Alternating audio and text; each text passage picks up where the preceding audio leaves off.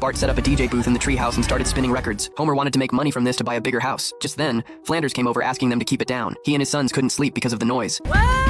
Turn it diddly down! Diddly down, diddly down, diddly down. Homer told Flanders to just go back home and sleep peacefully. Don't blink, diddly down. The next morning, Homer went to check the mailbox and happened to run into Flanders returning from shopping. He had bought 3 pairs of noise-canceling headphones. Homer immediately asked if he could borrow them to try on, then he just snatched them away. That night, Bart played DJ in the treehouse as usual. The people on the lawn were all extremely excited. They could barely control their wildly pounding hearts.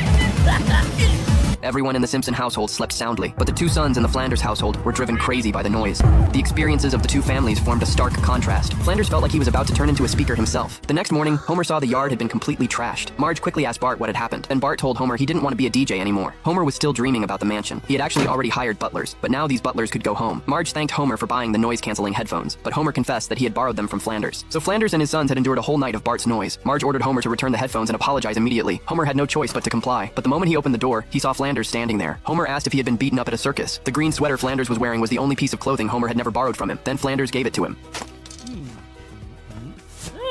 It's a little small. Flanders said this way they would never have any reason to interact again. Then he said goodbye to Homer. These are the last words I'll ever say to you. The next morning, Homer went to Flanders trying to get him to talk, but Flanders simply closed the door and went back inside. So Homer took a leaf blower and blew all the leaves into Flanders' yard. He wanted to provoke Flanders into arguing with him, but Flanders refused to engage. Should we help your dad or wait till he stops twitching? I find it's best to wait.